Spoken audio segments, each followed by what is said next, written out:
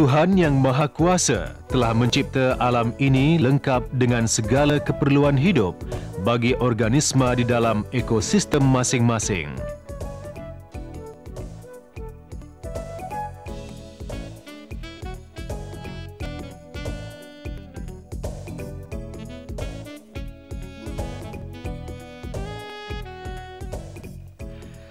Semua komponen biosis dan abiosis saling berinteraksi bagi membentuk ruang ekologi yang cukup sempurna.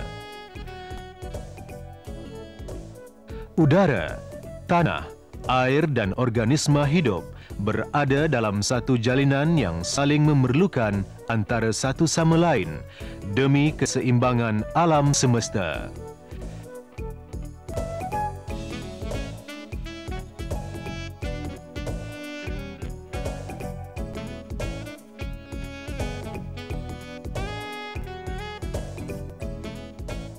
Segalanya dijadikan untuk manusia hayati, terokai dan insaf akan kebesaran Tuhan Pencipta alam.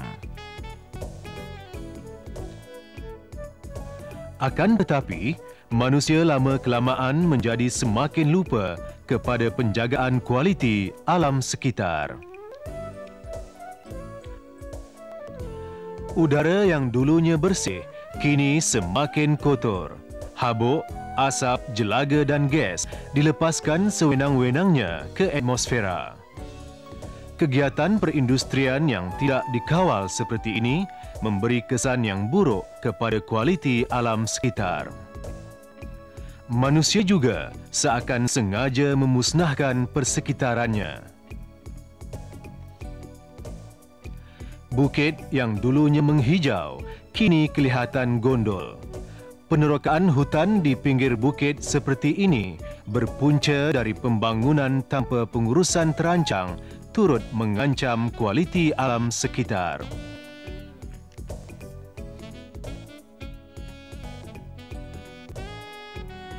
Sungai yang dulunya jernih kini telah mengalirkan bahan cemar.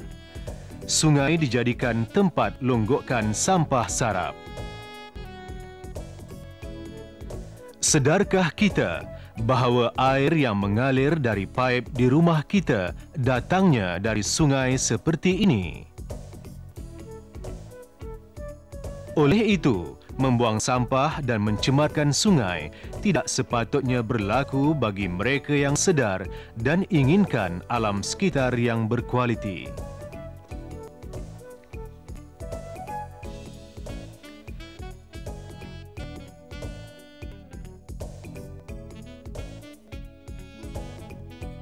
Pencemaran di sesetengah sungai di pinggir bandar amat ketara sehingga meracuni hidupan air.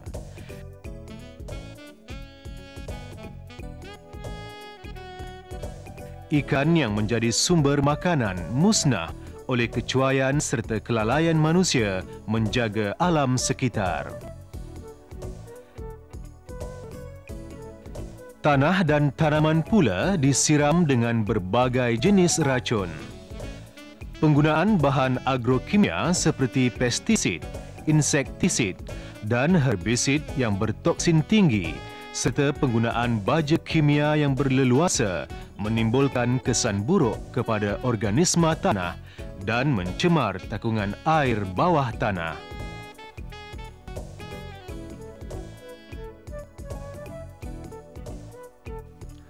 Kualiti alam sekitar kini berada pada paras yang cukup membimbangkan. Pencemaran udara oleh bahan cemar seperti gas, debu dan asap ke atmosfera telah mengganggu dan membahayakan kehidupan manusia, haiwan dan tumbuhan.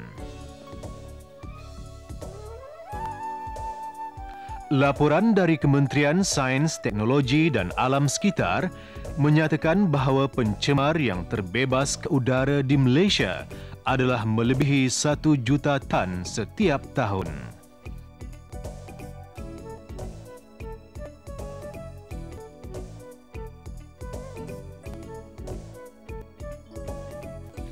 Asap, jelaga dan debu yang berpunca dari kilang, kenderaan bermotor dan pembakaran sampah sarap boleh bergabung dengan kabus lalu membentuk jerebu yang boleh mengakibatkan komplikasi pernafasan.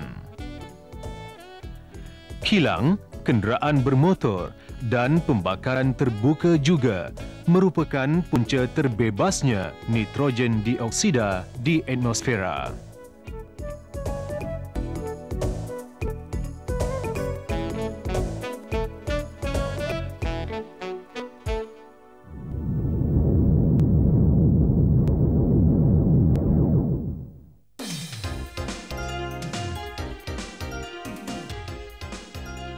Nitrogen dioksida boleh melarut dalam wap air.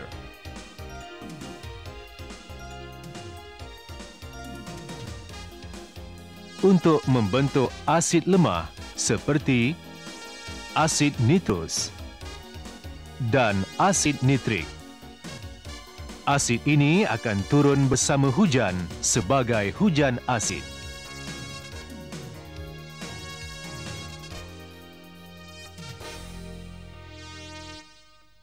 Hujan asid yang mempunyai pH kurang daripada 5.6 akan menjejaskan pembiakan dan pertumbuhan ikan.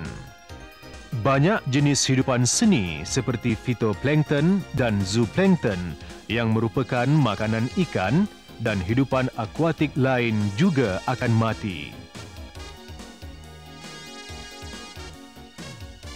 Hujan asid juga secara tidak langsung mengancam kemandirian tumbuhan. Kesuburan tanaman terganggu.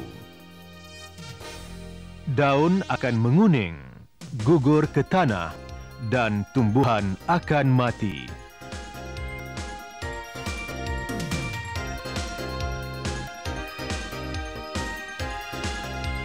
Pada zaman ini, dengan bertambahnya penduduk dunia, sektor perindustrian dan pertanian telah diperkembangkan untuk meningkatkan taraf hidup manusia.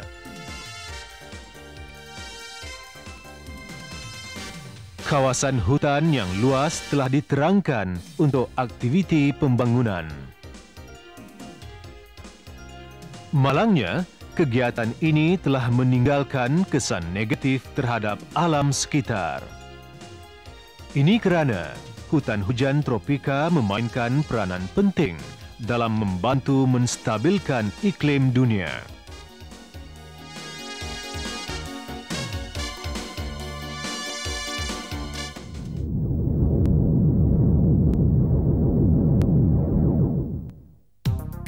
Penebangan dan penerokaan hutan yang berleluasa telah mengurangkan kadar penggunaan karbon dioksida oleh tumbuhan melalui fotosintesis.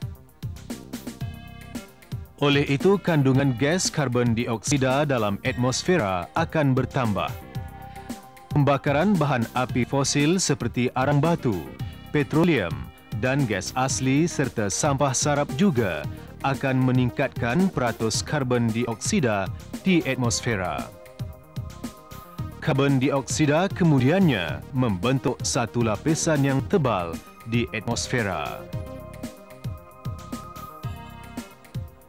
Pada siang hari, cahaya matahari berbentuk sinaran gelombang pendek akan menembusi atmosfera dan sampai ke permukaan bumi.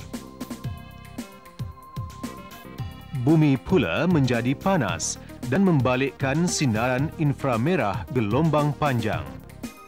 Lapisan karbon dioksida yang semakin bertambah dalam atmosfera akan memerangkap haba yang sepatutnya dilepaskan keluar ke angkasa dan memantulkannya balik ke bumi. Haba yang terperangkap ini seterusnya meningkatkan suhu dunia. Fenomena seperti ini dikenali sebagai kesan rumah hijau. Kesan rumah hijau juga boleh disebabkan oleh pertambahan bahan kimia di atmosfera seperti metana, oksida nitrogen dan klorofluorokarbon dalam atmosfera.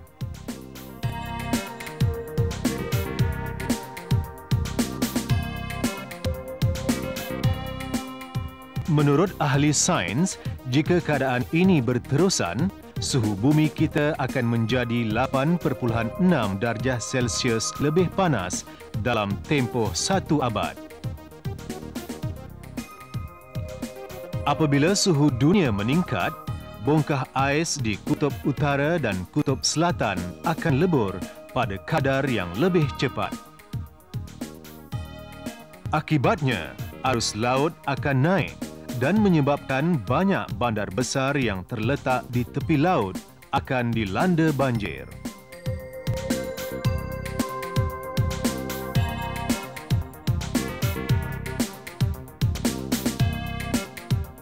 Peningkatan suhu juga akan menyebabkan tanah menjadi kering dan kurang sesuai untuk aktiviti pertanian. Ini akan mengakibatkan kemerosotan dalam pengeluaran hasil tanaman. Masalah pertanian ini boleh membawa kepada masalah kekurangan bekalan makanan dunia yang serius.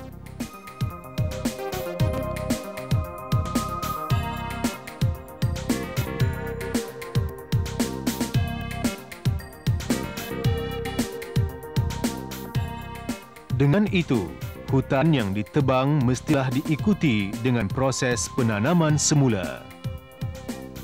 Kesedaran seharusnya ada pada setiap manusia bahawa aktiviti ekonomi dan pembangunan mestilah disertai dengan pemeliharaan alam.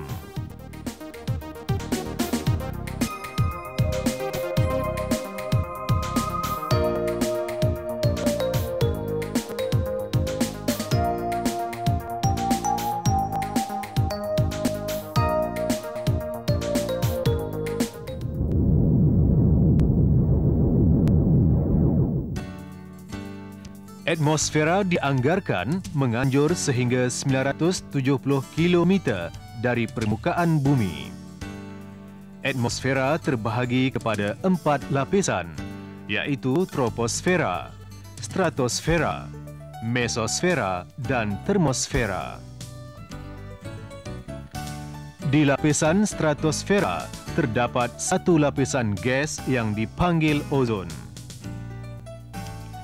Lapisan gas ozon berfungsi sebagai penyerap sebahagian sinar ultra-ungu matahari daripada sampai ke bumi. Lapisan ozon terbina daripada molekul-molekul gas ozon, iaitu sejenis gas yang terbentuk hasil daripada gabungan 3 atom oksigen. Lapisan ozon penting kerana lapisan ini melindungi hidupan di muka bumi daripada sinar ultra-ungu yang boleh mendatangkan kesan buruk.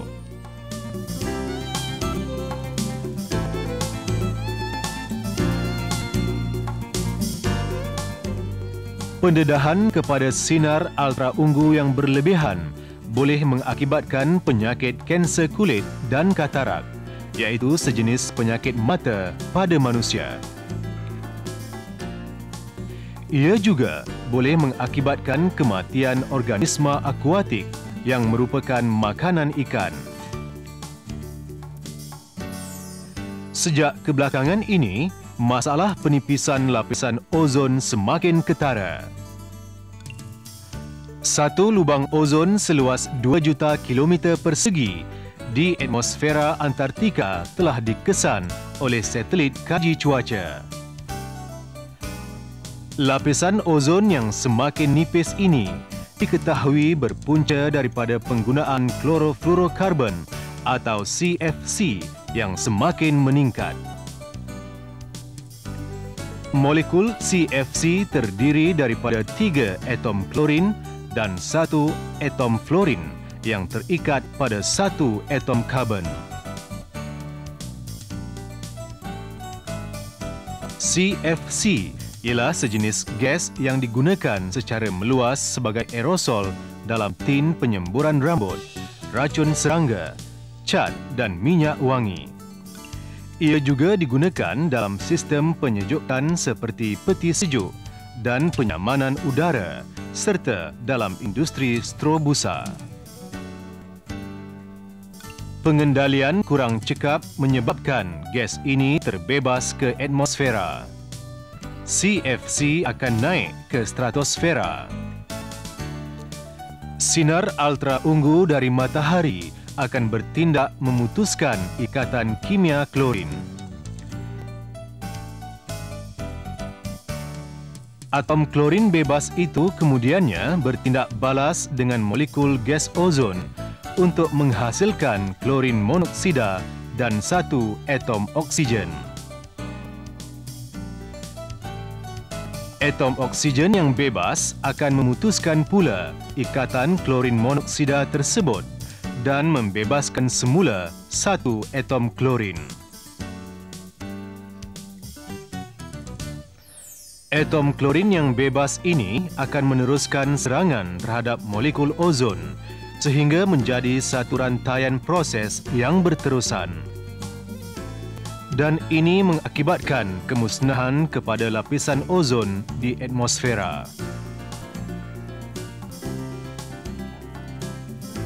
Sesungguhnya, kita mempunyai tanggungjawab dan peranan masing-masing untuk memelihara alam sekitar daripada musnah.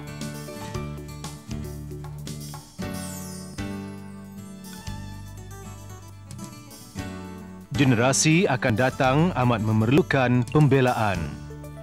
Mereka mengharapkan dunia yang bakal mereka warisi bersih dari segala pencemaran. Ingatlah bahawa kita hanya meminjam dunia ini dari anak-anak kecil ini. Kita akan menjadi tua dan kita akan mati. Ketika itu, dunia ini hendaklah kita kembalikan kepada mereka. Kembalikanlah tanpa sebarang kerosakan seperti mana asalnya dunia ini kita warisi dari nenek moyang kita.